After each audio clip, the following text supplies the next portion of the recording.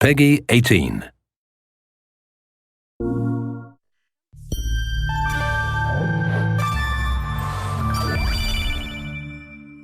Hi, my name is Colin Graham, and I'm the animation director on Watch Dogs 2. Today we want to give you a look at our free-roaming demo and give you a more detailed look at the open world and the Bay Area. This video is recorded from an alpha build of Watch Dogs 2 running on PS4. In Watch Dogs 2, we've expanded our hacking tools to give the players more options. By tapping and releasing the L1 shoulder button, we can do a contextual quick hack on this person. If we want more hacking options, we simply hold the L1 button while focusing on our target. Now we can see that there's 4 contextual hacks available on this car. Using the L1 button in 2 different ways allows the players to have fast access to the most common hacks, but it also opens up additional contextual hacks. This gives the player more hacking options than before. We've also added a NetHack view to the hacking toolkit, which allows you to toggle a digital filter to see the world like a hacker. We can easily pick out hacking opportunities and also pick out strange digital signals and data anomalies that are of interest to us. The orange signal indicates that there's a person whose digital profile has interesting properties for us to investigate. So let's take a closer look. When we're exploring the world, NetHack is a very useful tool to help us identify people or items of interest. It's a really good idea when you explore the open world to use your NetHack and look around because you never know what you'll find. We can hack into his phone and read his text messages to get a clue about what's happening. As a hacker, it's really easy for Marcus to get someone's personal information. This guy's text messages indicate that he's experiencing strange behavior happening on his phone. He seems to think that it happens every time he comes to this exact area. Let's see what our DedSec teammates think about these strange signals. That felt like a rock star pose. Found something weird. Sweet. Get a picture. No, I mean, my MC catcher detector is going off. We really need to find a better name for that. Why? That's the technical name. My Stingray sniffer tells me somebody's leeching data off of people's phones below. Looks like the data's going to Coit Tower. See? Weird. Weird indeed.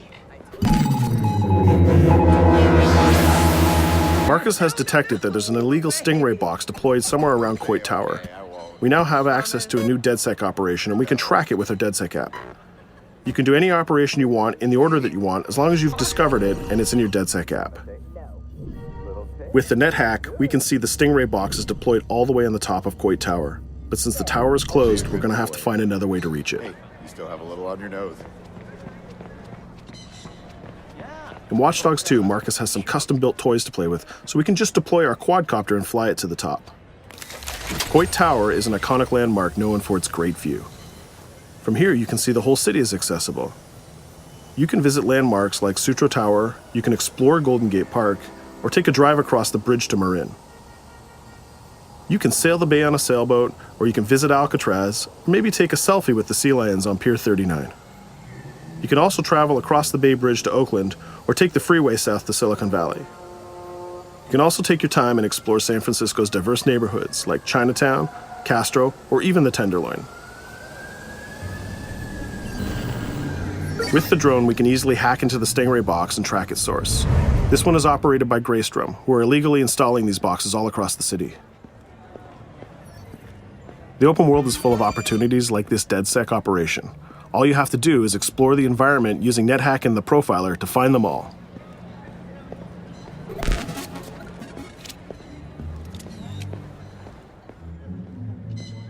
There we go. This one has a breadcrumb trail I can follow. Nice. Where's it go? Looks like Greystrom set up a warehouse out by the piers. You want to bet I can find some shady shit in there? Definitely some shady shit in there. We can open our smartphone and select the DedSec app to track this operation. We use the DedSec app to manage all of our activities in Watch Dogs. We can see the objectives on our map, and it's not very far, so we can drive there pretty quickly. The Noodle Map app can be used to locate different landmarks and areas of interest. The entire Bay Area is yours to explore from the very beginning of the game, so you don't need to unlock anything. There's also a shop on Pier 39 where we can customize Marcus's outfit, and there's some other open world activities we can check out along the way too. Let's take this car and head down to the waterfront. Cars are particularly vulnerable to a hacker like Marcus, and you can acquire a skill that allows you to simply unlock any car in the game with your phone. One of the biggest feedbacks we got from the fans after the first Watch Dogs game was about the driving. We've significantly improved the driving to make it more responsive and accessible to a wider number of players. Driving was reworked extensively with a team of experts from Ubisoft Reflections. This is a particularly important improvement because San Francisco is known for its steep hills and its tight winding streets. Of course, driving and hacking go hand in hand, and you can still hack steam pipes, traffic lights, and you can also hack individual vehicles. As you can see, it's much easier to drive through the city in Watch Dogs 2. Let's pull up here at iconic Pier 39 and take a quick look around.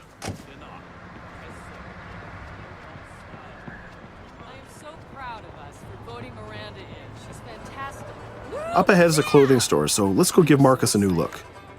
Each clothing store has the style of the people who live in that area, so as you travel around the world, you can start to build a wardrobe that's as diverse as San Francisco itself.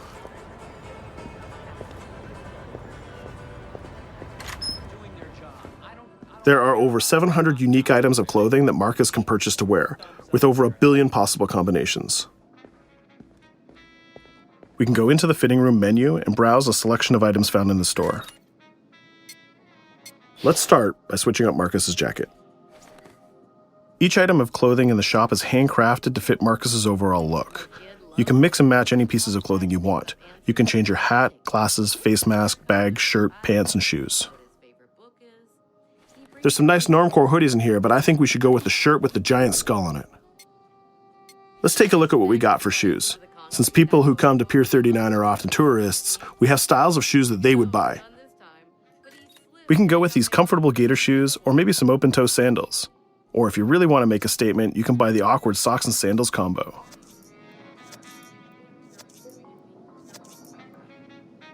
In the end, though, I think we should go with Stars and Stripes Chucks. We could really stay here all day trying on clothes, and each store has a wide variety of clothing options so you can really make Marcus look the way you want. From biker leather to hip-hop, from pinstripe suits to tie-dye tank tops, you can really craft the look that's unique to you. In Watch Dogs 2, you manage your activities from your smartphone.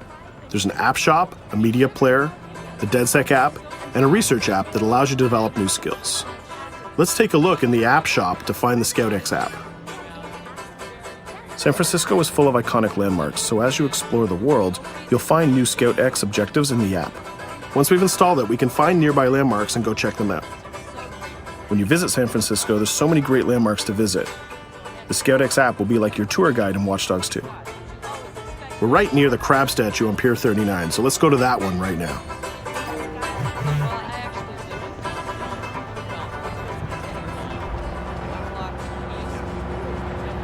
These tourists have the right idea.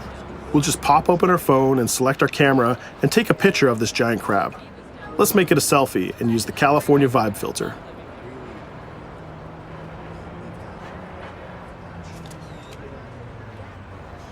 What's that? Uploading the photos to the ScoutX app will give you more followers, and you'll need those followers to progress through the game.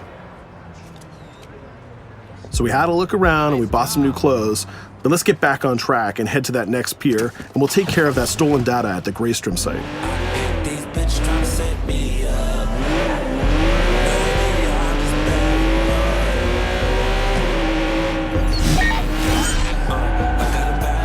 We can see the objective marker in our minimap, and it's also displayed in orange at the end of the pier. Let's park our car past the scissor lift and go scout the place on foot. Operations in Watch Dogs 2 are almost always a free approach, so you can go after the objective from any direction. Let's start by getting into cover and scouting our enemies and see if we can spot the objective. From there, we can make a plan of attack. We can launch our drone and scout the area. We can use our NetHack view to see that there are guards patrolling the rooftop, and the objective is in a small office. There are also some civilian workers that might notice us, so we need to avoid them too. In the NetHack view, we can see that the door is electronically locked, but it can be bypassed by a junction box on the lower level. The connection is shown in a red line. Unfortunately, that box is protected by an armed guard and an attack dog. So we'll probably have trouble if we try to sneak past the dog in person, but luckily Marcus has another toy, which is the RC Jumper. This little guy is small and much harder for enemies to detect. The RC Jumper is another DedSec gadget that gives Marcus a different way to approach obstacles in the layout. The RC Jumper has this cool little robotic arm that's been hacked into the body. This allows him to physically interact with objects and allows Marcus to stay safely hidden. Now the junction box is unlocked and we can open the door upstairs. We can hack that scissor lift that we passed on the way in and reach the rooftop.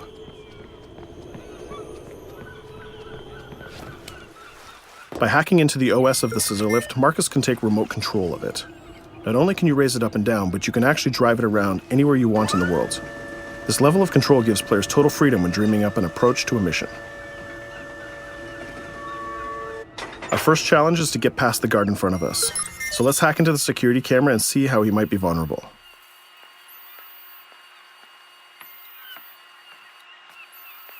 There's an industrial air conditioner unit that we can hack. We can set it to explode when the guard comes close, and we can hack it to attract the guard with a strange noise.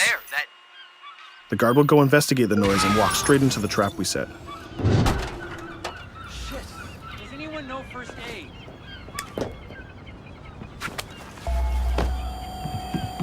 And just like that, we've taken out the guard, created a distraction, and slipped into the compound.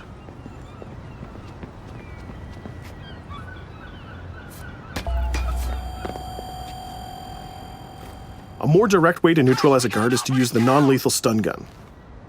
Marcus has an array of non-lethal tools and techniques, and you can complete the entire game without actually killing a single enemy. Since we already unlocked this door with our RC jumper, we can just quick hack it to open it. Now we're in the room, we just need to install one of our custom DedSec boxes into this Bloom terminal, and we've completed our final objective. All that's left to do now is escape undetected. Each operation we undertake will give us more followers. And more followers will allow you to take on even bigger operations. So let's get off this pier and explore a little bit more.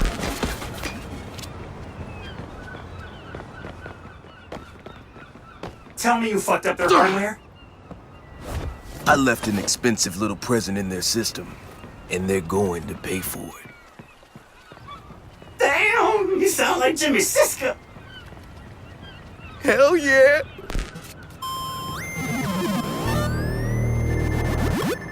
Up ahead, we'll notice there's another player hanging about.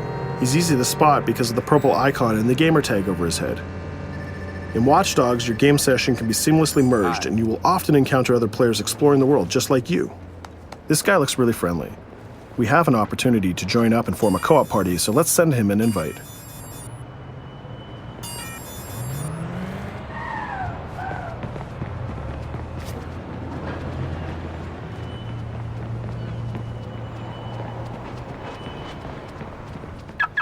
Now that we're joined in a session, we can complete co-op missions together and take on even bigger and tougher targets.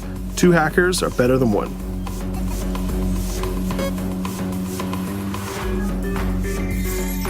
We're going to head across the bay to Prescott, which is in North Oakland, to infiltrate a gang lair. We can get there by driving across the Bay Bridge together.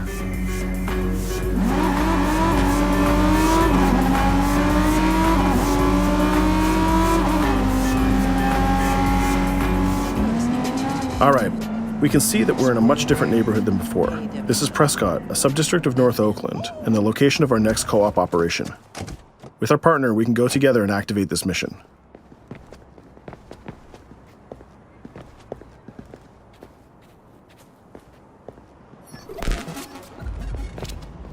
Marcus, we have operations popping up everywhere. Some of them are 2 hacker jobs. Where you need me? Sending you the coordinates. And Marcus, it works both ways. When you need help, fire off a call and we'll send someone your way for the assist. This area is a free approach, so we can tackle it any style we want.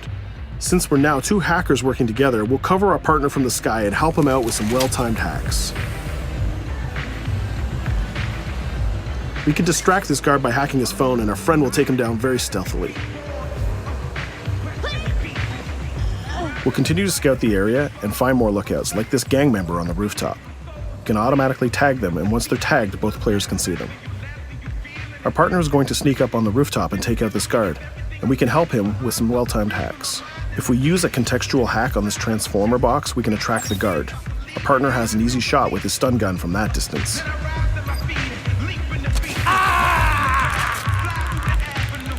Using the NetHack view again, we can see that there's a lockbox connected by red connection lines to a room on the other side of the compound. Inside this room, we see our 2 targets meeting up, and it's a perfect place to take them down simultaneously. We need to get that box unlocked and get into that room. As we continue to scout this area, we can see this compound has a lot more guards than the last one, and they look very heavily armed. We'll need to take care of these guards if we get detected. There's also a car parked in the garage, so we might need that to escape later. Let's go back to our friend and get him to disable that junction box so we can unlock the door to our target. The drone has a lot of flexibility and it's small and hard to detect, but the trade-off is that you can't physically interact with objects like this junction box. But it's not a problem for our man on the ground to do that for us. The signal lines have changed from red to blue, so now we know that we can open the doors and get to our targets. Scouting phase is done, so let's get up on that rooftop with our partner and get close enough to neutralize these enemies. We can hack these junction boxes and set a proximity trigger on them. They'll explode if an enemy passes through them, but they won't be triggered if we pass through them ourselves. We can also deploy electroshock mines from our inventory, and they're fully hackable too. It's a good idea to leave traps for your enemies in case they try to flank you. Our partner is camped out by the door ready to rush into the room, but we're going to create a distraction first. We'll get into position behind these crates, and this time we'll launch our RC jumper. Once our partner opens the door, we'll zip in and create a distraction.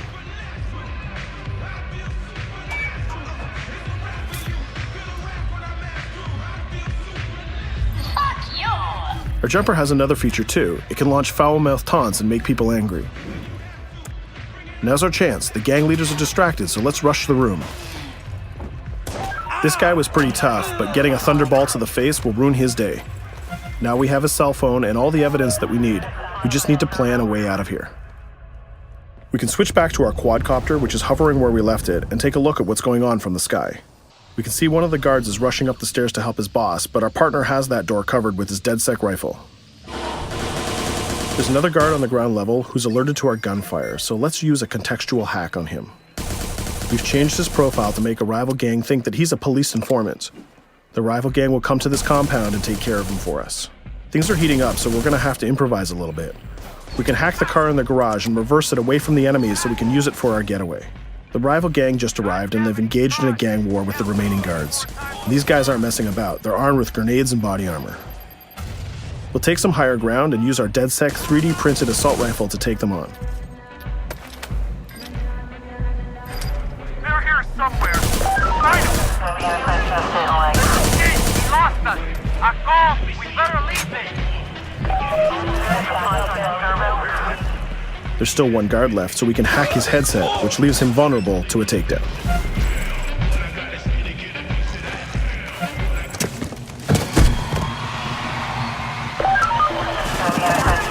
Let's take our stolen ride and get out of here before cops show up. And just like that, we're home free. We took down both gang leaders, we got the evidence we needed, and we triggered a gang war, and we escaped without getting killed. That's teamwork. 2 hackers and 1 successful DedSec operation. Let's take a minute to talk about a brand new multiplayer PvP event called Online Bounty. When the player commits a crime, the police will respond and pursue the player until he can escape from the police. We call that the felony system. While you're in the felony, a bounty event can occur.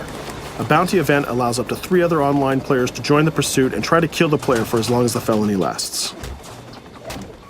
As the target player of the bounty, your objective is to evade the felony and the pursuing players. Rewards are given for neutralizing the hunters. And the objective of the hunters is to neutralize the target player. Bounty is a seamless PvP event that's triggered by your player style and how you interact with the police. If you are the type of player who's always in conflict with police, you'll have a higher chance of having a bounty placed on you. But if you can neutralize the hunters, you'll get additional rewards. I hope you've enjoyed our walkthrough of the open world of Watch Dogs 2, and I hope to see you online November 15th.